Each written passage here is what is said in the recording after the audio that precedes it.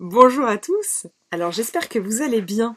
Je vous retrouve aujourd'hui pour une vidéo pour laquelle je voulais vous partager une petite histoire. Alors voilà, je me disais, enfin moi j'ai toujours adoré les histoires et les histoires m'ont beaucoup enseigné quelque part parce que dans chaque petite histoire il y a un petit message et il y a toujours une petite morale et ça change des enseignements. Alors qu'est-ce que l'ego, qu'est-ce que le mental, qu'est-ce que l'âme, qu'est-ce que machin. Je voulais également, voilà, utiliser YouTube pour être aussi un canal pour vous raconter des petites histoires. La petite histoire que je voulais vous raconter aujourd'hui, c'est une petite histoire qui va bien. Avant de faire, je sais pas si vous avez vu sur ma chaîne, je vais faire un live dimanche de 18h30 à 20h sur un message global par rapport à la période actuelle, par rapport à toutes les tendances énergétiques, par rapport à ce qu'on est en train de vivre en ce moment sur Terre, tout le processus d'ascension, les changements de dimension, et pourquoi est-ce qu'on est ici sur Terre en cette période si particulière, et quels sont aussi les outils pour rester centré dans cette période. Donc, un petit peu en amont de ce live, qui va être super, j'espère que vous serez là. De toute façon, si vous n'êtes pas là, il sera disponible bien sûr en replay. Mais en amont de ce live, je voulais vous raconter cette petite histoire, parce que je trouve qu'elle va bien avec ce qui va suivre dimanche. Et donc en fait, cette petite histoire, c'est l'histoire d'un jeune homme qui va voir son maître zen. Donc il arrive, il fait toute une randonnée dans la montagne. Alors j'adore raconter les histoires. Il fait toute une randonnée dans la montagne. Il arrive dans la petite cahute du maître zen. Et puis là, il rentre dans la petite cahute. Alors, il vient le voir parce qu'en fait, il a plein de questions. Il bouillonne de questions. Il comprend pas ce qui lui arrive, il comprend pas ce qui se passe. Bon voilà. Et donc, il a énormément de questions à lui poser. Donc, il bouillonne. Et intérieurement, bon, allez vite là, c'est le moment. Enfin, j'ai réussi à caler ça dans mon calendrier. Je vais enfin pouvoir lui poser toutes mes questions, avoir toutes les réponses d'un seul coup. Ça va être génial.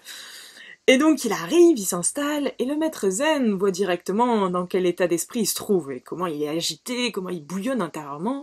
Et il lui dit, mais est-ce que je peux te servir une tasse de thé? Ta route a dû être longue, t'as dû cheminer pendant longtemps dans la montagne, peut-être t'aurais besoin d'une petite tasse de thé pour te détendre, et puis on échangera autour de la tasse de thé.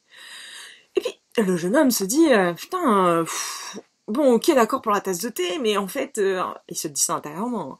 Je vois pas comment une tasse de thé va pouvoir m'aider, en quoi la tasse de thé va répondre à toutes mes questions. Moi, je suis pas là pour boire un thé, je suis là pour poser mes questions et pour avoir des réponses.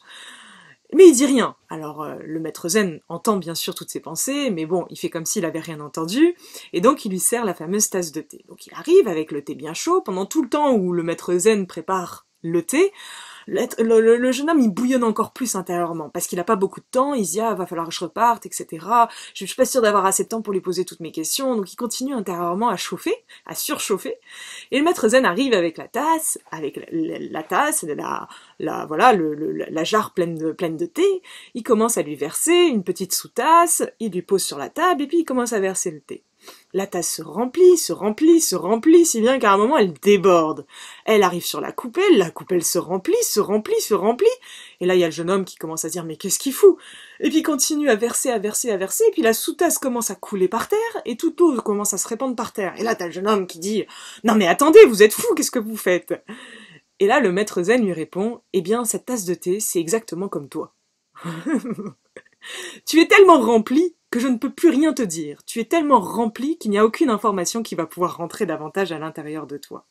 Commence par te vider, et ensuite je pourrai répondre à tes questions. Alors cette petite histoire, bon bien sûr le jeune homme repart, bon on pourrait dire dans le jargon la queue entre les jambes, il repart tout bredouille en se disant bah mince j'ai pas eu les réponses à mes questions, mais quelque part ça le fait réfléchir.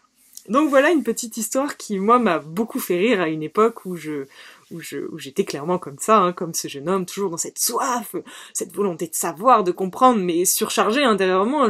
On me racontait quelque chose, on répondait à mes questions, mais en fait, j'arrivais jamais à intégrer ce qu'on me disait parce que c'était tellement plein à l'intérieur de moi que finalement on pouvait me dire tout et n'importe quoi. Il y avait rien qui s'intégrait en fait dans mes cellules.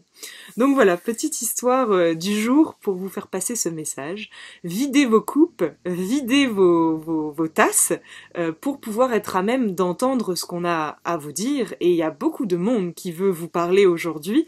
Encore faut-il que vous soyez vide à l'intérieur pour pouvoir réceptionner ce que ils ont à vous dire. Voilà, voilà. Bon, bah, c'était une petite histoire très courte. J'espère que vous avez apprécié. N'hésitez pas à me dire en commentaire si ça vous plaît, ce genre de format. Ça change un petit peu. Et puis, bah, je vous rejoins dimanche. On se retrouve dimanche, je vous rejoins. Bah oui, j'arrive dans votre salon.